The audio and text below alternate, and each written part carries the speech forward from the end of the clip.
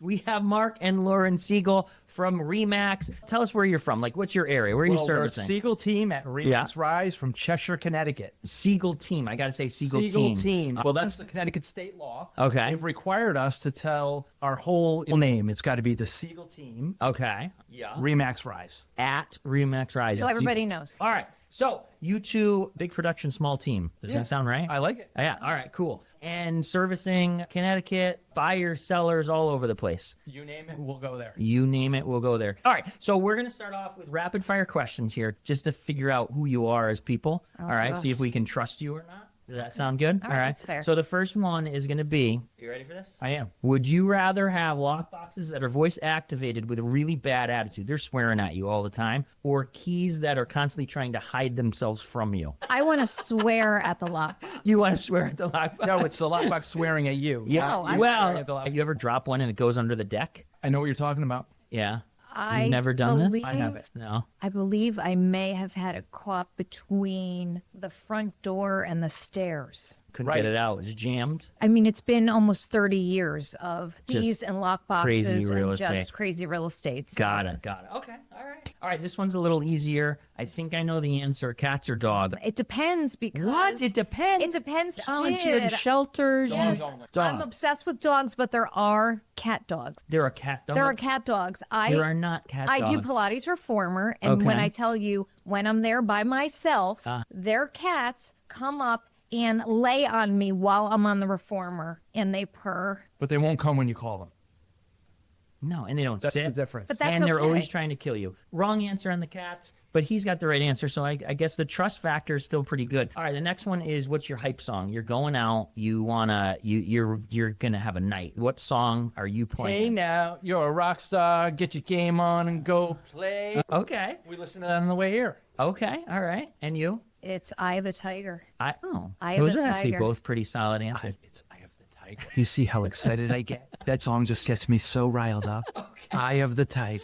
Well, he overstimulates me that Yeah, I actually have to self-soothe while I'm sitting here next to him. Okay, that makes sense. That makes sense. So I have to create, this Yeah. imaginary boundary of calmness because Yeah. the spazoid next to me Yeah. makes me nutty. I like both those songs. All right, I think this one's going to be challenging. Okay, All right, I'm ready. This is gonna be challenging. I'm already sweating. You have a choice between two buyers. One that brings a pet goat to every showing. Okay, go yoga. A pet goat. Okay, it's a medium-sized goat. This Oh. isn't like one of the small ones. so this maybe is a not goat. medium-sized goat, maybe like Okay. a 40-pound goat. Okay. Okay, so Okay. decent-sized goat. Okay. Or one who insists on testing every bathtub mid-tour. I mean, I know my answer. Say that. I don't even understand the question. They want to test the bathtub. When every house With they a see, they bath. want- Meaning one buyer brings a goat to every Yeah, appointment. which buyer do you want? And one buyer wants which to buyer test do you out want? every bathtub. You can only work with one of these buyers. You can't have them both. I know which one I would want. I'm going to go with the people that bring the goat. Is the goat male or female? The goat is female. Good. Goat milk. Cheese. Goat cheese. Are we milking the goat? at Well, this I mean, appointment? no. Yeah, that got weirder than the guy in the. Like, are we taking the being goat home? No, but maybe the client can give us goat milk or goat cheese as the payoff. That wasn't part of the question. Was Yeah. the goat will be on the appointment? No goods off Or of the somebody's goat. using a There's bathtub. no milking them. There's can't no milk a using them goat. to eat Yeah, your or- grass and mow your lawn. Oh, that's like, actually a great idea. I know that. I know goats are very cool. I'm I still do going like- with the goat. Okay, all right. Okay. The goat and your goat or I'm bath- going to go with the goat. the goat. Okay, but the little twist: you have to give the other person to your sibling here. You're taking the goat and give her the bathtub, or are you going to take the bathtub and give her the goat? I mean, I'll take the bathtub. You'll take the Oh, look at them. Yeah, for her. I'll do that. Oh, that's very nice. You keeping the goat? Well, yeah. The No. only reason is because once he found out that he wasn't going to get goat cheese or goat Yeah. milk, Yeah, I only wanted he had goat. no use for it. But All right. Last one, and then we're moving into the real stuff here. Okay. If you had a superpower, what would it be? If you could have any superpower, what would you want it to be? I already have one. You do. You're strong as hell. That's her superpower. What's your superpower? I don't know. I just wish that I could not have to go to the bathroom on a 2-hour car ride. That would be my. Yeah, that would be great. You just wasted a superpower wish, but that's fine. You can just Bring like a urinal with you, like one of those things that you know what I'm saying? You know, they- I'm not that old. They have porta potties. All right, just wear a diaper or something, and I've heard of that and too. wear a diaper and fly. Like Listen. you just decided peeing was your biggest problem. I don't know. It's my first problem that I have. Okay, all right. Next for you. I would love Superpower. to be able to fly. Fly. Oh, that's a good one. That's a good one. Okay. Superpower of healing. Wouldn't you love to be able to heal people? Oh, that's a good that one. actually is really good. Yeah, I gave that some thought though before you guys, so you guys were on the spot. that's a good one. You know what? On, You can heal people. You can heal people. Yeah. We heal the real estate problems. We heal real problems when people Real are hurting. estate problems. Okay. All right. We do heal. Okay. We You are are healers. healers. Yeah, All right. we're healers. All So it's not something that we would want. I feel it's something that that we you would have. Okay. All right. There we go. Totally. All right. Well, flying would be my second choice because flying is freaking awesome. Yeah, flying's pretty good. Anyways, all right. So tell me about your guys' journey. You two got into real estate together, different times. No. How'd you get No. into real estate? No. I gave you the options. Oh, how do we partner up is the best story. I started in real estate right out of high school. I got my license before I went to college. Okay. That summer, Okay. after I graduated from high school, because Why? Because we had a family business, and I knew that was what I was going to be going into. So Okay. I wanted to get my license so that I could be trained. I got my finance degree at college, but during the summers, I would work real estate and learn what to do. Okay. So family business. So parents were in this, mother and we're father. fourth generation realtors. Fourth generation realtors. Our parents were realtors. Our grandparents were realtors, and their parents. Can you give me a year? Starting in the 40s. In the 40s. The 1940s Okay. in All Waterbury. right. And that's 37 years ago. Okay. Wow. All right, and then you were what, a holdout? Absolutely never. We're never going into real estate. Never getting into real estate. Yeah. I wanted to be a teacher. Okay.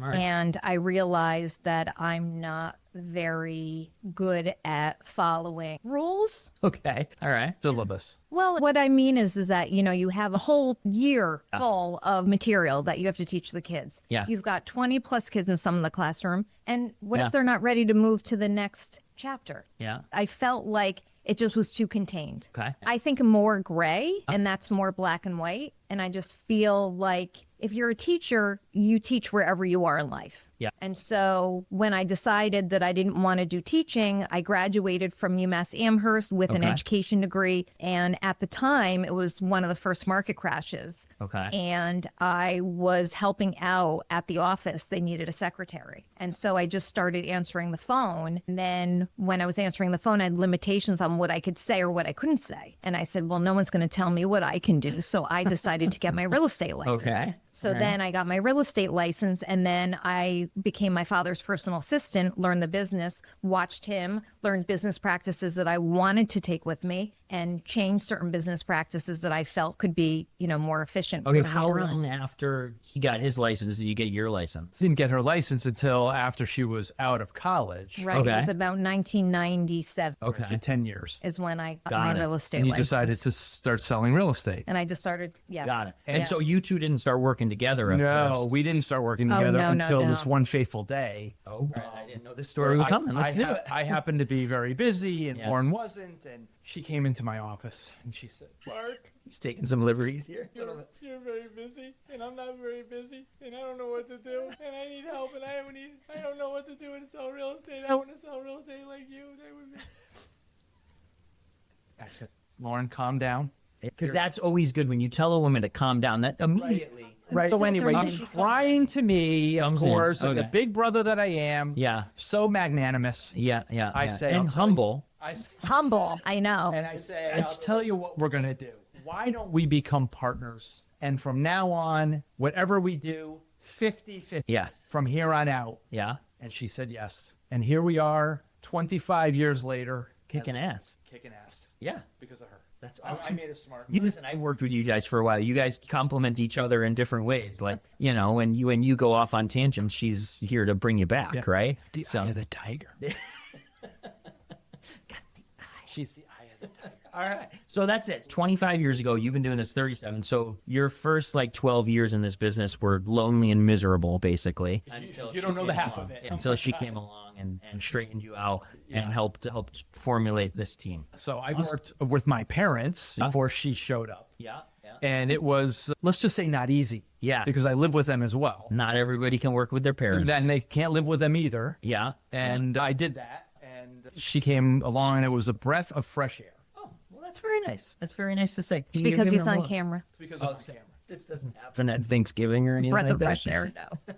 Both of you were pretty young when you got into real estate, early 20s and even in your teens. When did you buy your first house? I bought my first house in 1992. How old were It you? was a multifamily. I think I was like 23. 23-ish. Okay. And how old were you when you bought yours? 22. And you bought a multifamily? I bought a multifamily. Do you still own it? No. This it was multifamily a stone. flip. We Oh, a flipped flip. it. Yeah. Okay. I actually bought one of his flips before he had the ability to flip it, To reflip it or to live in it? to live in it. That was your first house? My Yeah. first house Okay, was so you picked up a great deal. Huge hit. I took a huge hit. Yeah. Because once again, Yeah. I'm taking care of her. Commitment. Magnanimous. Such a Giving, humble brother. humble. Yeah. Yeah, all of those. Yeah, I get it. But my first home that I lived in, Yeah. I bought a condo, small condo, when I was 24.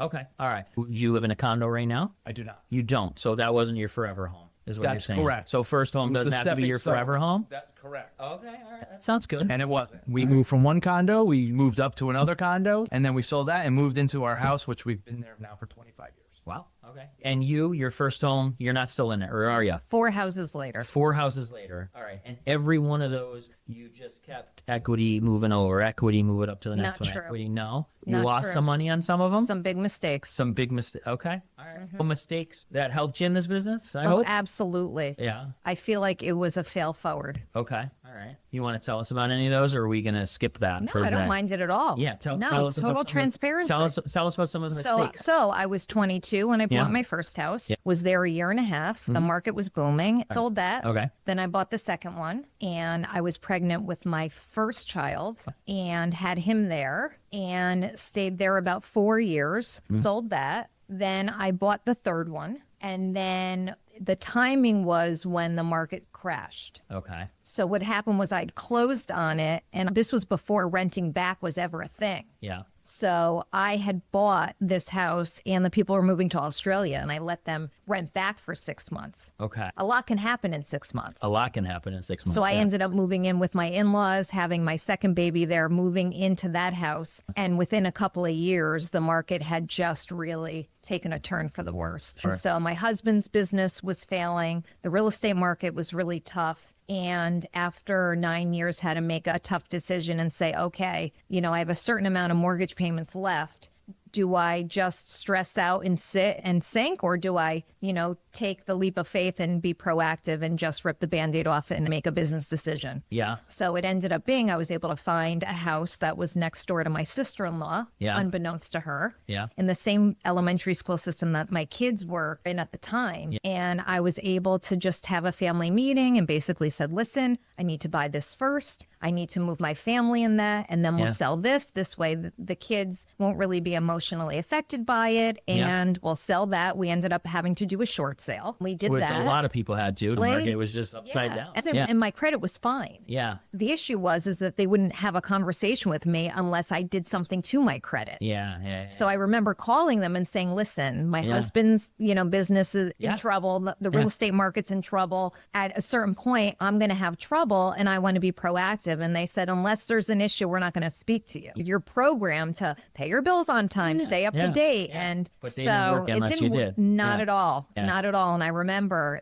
people had broken into that house Yeah. when I was trying to sell it. It was a traumatic experience, Yeah. but I feel like it's really allowed me to have a lot more empathy and have a clearer vision for people, Yeah. and just being really responsible as a real estate professional and as a consultant to make sure that, we say housing should enhance your life. And it shouldn't ever be a financial hardship. So it's something that you really have to think through. Real estate can be really emotional too. Like people want to buy on emotion, right? Correct me if I'm wrong, but that probably made you think of the investment side of things too, where you're kind of taking the emotion a little bit out of it and going, okay, is this a smart money move, as opposed to just, oh my gosh, I could really just picture playing catch in the backyard with my dog back there. And that's why a consultation is important. People will go online and they'll say, I want to see this and I want to say that. As a team, we say, let's come in and have a consultation. Yeah. And the consultation isn't to try to sell something to somebody. The consultation is to make sure that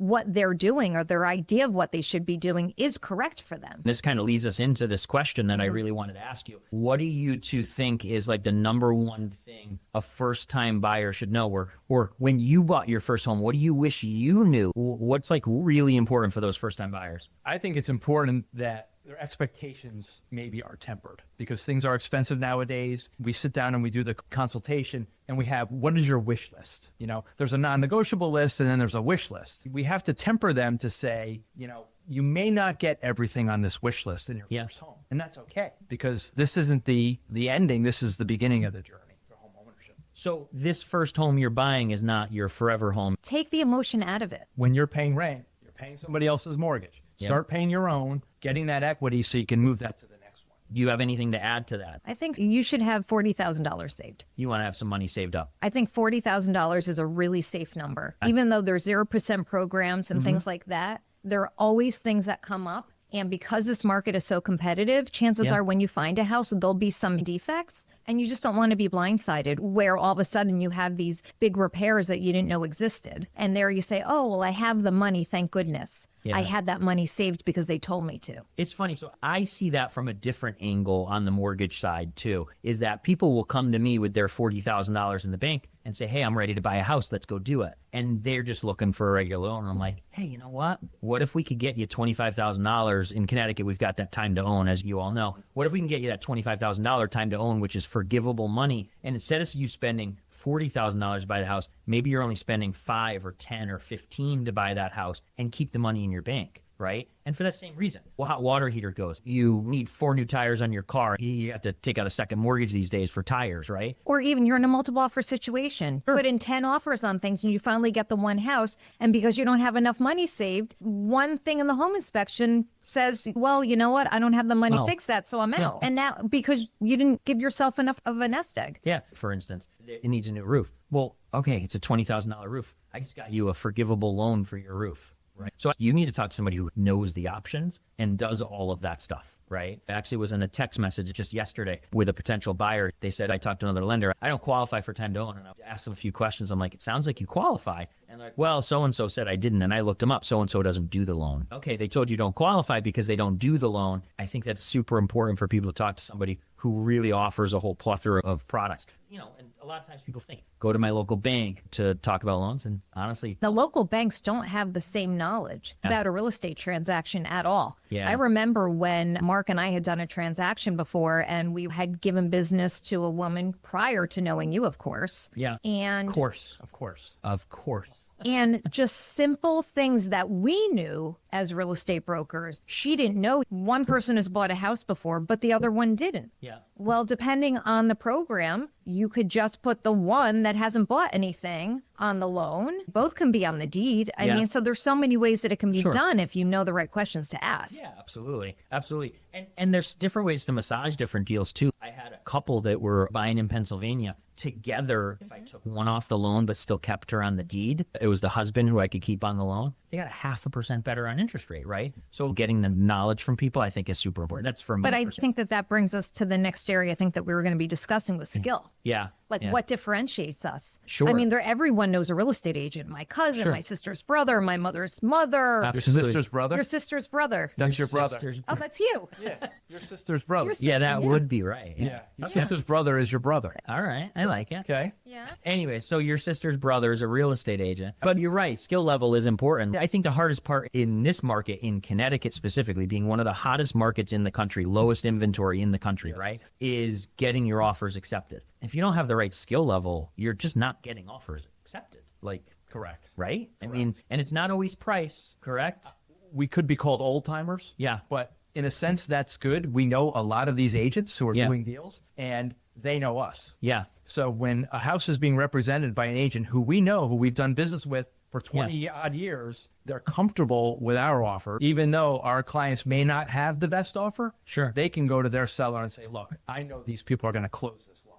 Correct, They're going to yeah. close this house, and the deal's going to go. So it's certainty, right? Correct. Relationship creates Correct. certainty because of reputation. Your reputation is that you bring things to closing and it's a smooth transaction because you probably have a reputation for, I mean, you talked about it, preparing your buyers for this market. That's right. What are you preparing for? And people who don't do that, they come into a home inspection and they're like, oh, wait, and it blows up. Well, you probably looked at the house as you walked through and go, hey, I'm just going to point this stuff out to you. If we're going to get a home inspection, here's what some of the stuff you might see, right? That's correct. So I think that's great. We're going to go to sellers here in a second, but what do you think one of the biggest mistakes first-time home buyers make in this market? I think it's lack of patience. I think that we're so used to immediate gratification. Everything in our life is fast, it's quick. And so when the first time home buyers get excited and they finally say, okay, you know what, we've made a decision, we want to buy something, they've hired an agent, they're like, okay, this is what I want and this is what I need. And they go home and they tell their families, and guess what? Nothing to buy. Yeah, Nothing to buy. And then all of a sudden, it's like the wind is out of their sails. yeah, And so they get really, really frustrated quickly, yeah, not realizing that there is a strategy to getting a house. yeah, You know, everyone within the first few days is like fighting over this house,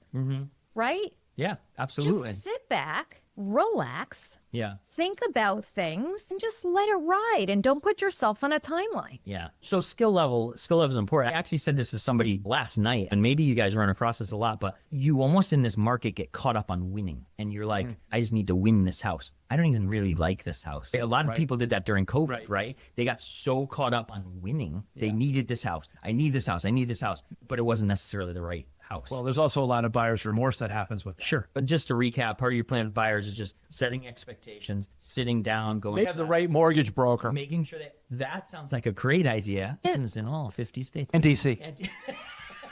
But it is true because when we make offers, we're making offers at night, on weekends. Guess what? Banks aren't open. Yeah. So when someone needs a letter or needs to talk about what their payment's going to look like or what their interest is, guess what? You can't reach anybody. Yeah, and you need somebody with a good reputation too. I won't go into that, but But you are going to go into it. a third of people out there are buying cash, right? So when they're working with me, they're not cash. So how do we compete with cash? Like cash is speed and certainty is what I always Do say. you have a new program? Oh, maybe we could. We'll go over that one. Actually, later. he tried to explain that okay. program to me the other day. He goes, "Do you have 5 minutes?" And I said, "Sure." And it was that like 6 or 7 minutes. And I said, "I only had It 5 was minutes." not 6 or 7. I got 20 seconds in, and she was like, "Can you explain this to Mark?" Well, I did go to Well, school for this- finance. I'm looking for a man in finance. 6'5", blue eye. No, you don't know that one? It's a meme. It's a trending sound. Anyways, bringing it back. Trending to here. sound on Insta. Maybe. Yeah, I know that. And TikTok. Yeah. All right. So you talked about sellers. You talked about that new program. We're not going to go into that here because it's going to take more than 5 minutes. Talk to me about your process with sellers. Like, how are we prepping I sellers? love that process. It's a great process. Because we want to be your realtors for life, we want to meet you years before you're selling. Most agents, when they get a listing, it's like, all right, call me when you're ready to list. And they'll go to the house, they'll list the property, and a week later it'll go on the market. Yeah. That's not what we do. We have an entire process. You sell your house in the months prior to Years. Yeah. the prep is, Years. well, I mean, It can. If I'm redoing my kitchen, you want me to give you a call and be like, hey, what do you think? Colors and you might have a suggestion on who to use. correct. Yeah, okay. Correct. But yeah, we like to prep people way before it's time because that's when all the work is done ahead of time. When you click go and go live, you're done. You're mentally moved out. Right. We call it a mental move out. Yeah. The other version is you put it on the market and then you're moving out. Yeah. Ours is the minute it goes on the market, you've already moved out, Yeah. whether you're physically there or not. Yeah. Mentally, you're gone. So yeah. it's a psychological process along Yeah. with a physical process, and it's tailored to specifically for what your current situation is. Yeah. I mean, I'm currently helping a woman. She went from what was the house 1,500 square feet down to 900 square feet. down to an efficiency. Yeah. And I'm able to help her sort that out. So Yeah. those are the types of challenges and situations. Is this what you were doing the other day when I called about that program? Absolutely. And you said you were helping somebody Yes. clean up some stuff. So preparation is obviously key. And you're even talking about prep well ahead of time. And we do that. We have a whole system Yeah. of success that we've created. It took about 5 years to create. What other things are you seeing like sellers' biggest mistakes that they're making? Any kind of words of wisdom for sellers out there? they need to call a realtor first. They need to kind of formulate timing and what they're looking for and having somewhere to go. Because in this market, you put the property on the market, it's going to sell. Yeah. If it's priced properly, it's going to sell. But we can't sell something out from under you if you have nowhere to go. You become a very unmotivated seller when you have nowhere to go. I think the mistake that people may make is make sure that the realtor doesn't care more about moving than you do. That is true. Make sure your realtor does not care about moving more than you do. So basically a commission check. There are some answers to questions that tell us immediately whether you're ready or you're close to ready. And maybe we provide a map of when we think you will be ready and we strategize it. They might say, well, I want to move. That is great. You want to move. But what are the things that have to happen in order to do that? And we figure out what those things are and whether it's feasible. We had a consultation a couple of weeks ago where we thought both people were going to be there. The husband was running late. The wife said, we're going to do it this way and we're going to put it on the market in 4 weeks. The husband on the phone says whatever she says. He gets home. We have that consultation, and it was absolutely not whatever she says. It was absolutely whatever he said. And then together, we decided that What he said was right. What he said was probably the right idea. She just wanted it so badly, but didn't realize that she had some trips and vacations and some family things, and that quality of life is important. And so we could have really pushed it and said, you know what, just do it. Do it now and get it done. Instead, if we respected their quality of life and said, you know what, these trips are important. You take these trips, we'll still be here. And then you'll both be ready at this time. So doing what's important for them as opposed to a realtor. A relationship is more important Yeah. than anything else. Yeah, you are a referral-based business. Right. Most of your stuff is referral-based. Very few people are probably finding you online, right?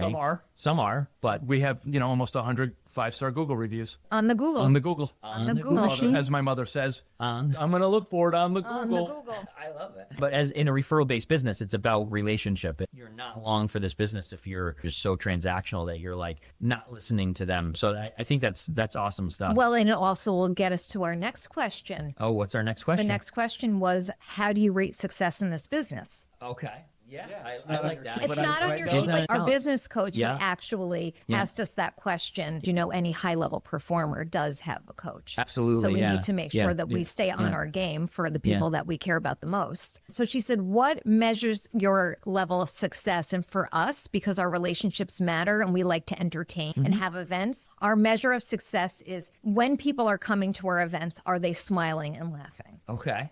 I've been to a couple been of there. them. I'm always smiling.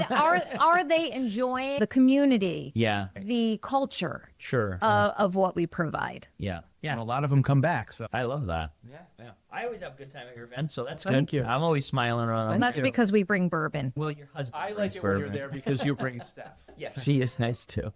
You've both been doing this a while. You said how many years did you do? It's going to be 38 years in May. 38 years, and you were about 5 years behind, so 30. But that doesn't mean I'm an old timer. I'm still pretty hip. You are pretty hip. When we first started in the business, I'm 5 years, I'm 6 years in the business. Now we don't even say. We I'm just embarrassed to say. Right, we say 50 plus combined because we don't want people to get turned off that we have memory loss. I had somebody tell me the other day that they were 40-something years in the business, and they weren't good. No. So it's not necessarily a good thing. No. And honestly, I love the new people in the business. I feel like joining a team is a great spot for new people in the business because you get that experience level behind you, right? And even though you're new, you get the immediate clout of the Seigel Team at Remax Rise. So you've been doing this a while. How's your approach to real estate changed from when you started to now? Has it changed, or how has it changed? So when I first started, because it was a family business, I learned from my father who ran our company. His way of doing business was strictly transactional. Okay. It was every day I'm going to call whoever I'm going to call. I'm going to call the expired listings, the for sale by owners. It was in the newspaper. And at the newspaper, time. already circle it with Every a day. pen, Right. and phone numbers. And once he had a deal with that person, they were essentially forgotten. Okay. We learned later on, once we started running the company, that it costs a whole lot more to get a new customer than it does trying to get referrals or repeat business from your old customers. Yeah. So